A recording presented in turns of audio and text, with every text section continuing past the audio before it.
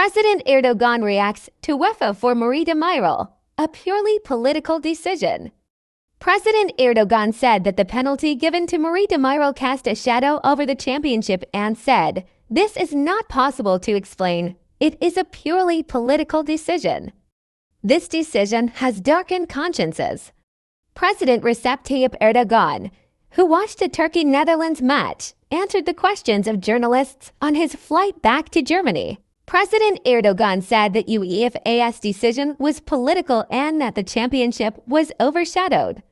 Sharing his evaluations on the match, Erdoğan said the following.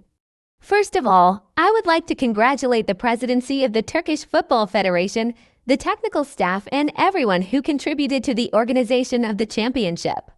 As you know, this match was played under the shadow of UEFA's unjust decision about Merih Demiral. To put it bluntly, the two-match ban UEFA gave to Merih cast a serious shadow over the championship. This cannot be explained. It is a purely political decision. This decision has darkened consciences, but it has not affected the morale and motivation of our national team. Despite all these negativities, our national football team gave a football school like the Netherlands a run for their money tonight. We scored the first goal very early and we were in control of the match for a long time. In fact, I am not a referee, but the referee did not give a penalty to the Dutch player who was hugging the soccer ball, even though he was near the referee's position, while we were expecting a penalty. Despite all the efforts of our national team, unfortunately we could not be among the first 4 teams to qualify for the semifinals. What can we say? It was destiny. I sincerely congratulate our national team who did their best until the last second and gave us a great excitement and pride. The West continues with the same mentality. What exactly was the decision against Merih Demiral intended to punish? Is this a sincere effort to keep politics out of football when there was a clean fight, when there was clean fan support, when there was a successful continuation? Or is the opposite the case? On the one hand, we are talking about this unfair punishment, but over the last week we have also seen articles about our players in the Western media praising their capacity, talent, social intelligence, and productivity. Is it only when this success is accompanied by belief that it turns into a disturbing picture? Again, this is one of the questions that comes to mind. Is this disturbing? The West's approach to us in terms of mentality has never changed. The West has continued with the same mentality and continues in the same way. The punishment they gave to Merih Demiral is a punishment that was decided almost from the first moment. I had expressed this in our plane interview on my return from Kazakhstan. If the point is to punish the Bozkurt sign, the Germans have eagles. Do you punish the eagle? No, the French have roosters. Do you punish the French by saying, "Why are you roosting?" No. The punishment was given not to Merih but to the Turkish nation.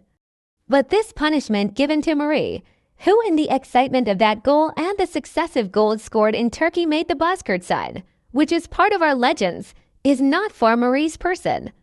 It is actually a punishment against the structure of Turkey as a nation. The best response to this would have been for us to come out victorious from this match. I already believe that all our football players, our brothers and sisters, went on the field with this love and excitement. They were going to teach them a good lesson on the field, but unfortunately, if the positions they had in the last 3 to 5 minutes had been converted into goals, they would have been the ones who came back crying. Unfortunately, it didn't happen. The spirit that lies in your question was unfortunately our expectation as well. Now we have the World Cup in 2026 and the European Championship in 2028. Now we have the chance to prepare for these in the best way possible and hopefully, as Montella said, take the rematch there. Hopefully such a team has been prepared. Mr. President, how do you see this generation? We had a similar experience in 2008, but we couldn't follow it up. We missed the championships in 2010-2012.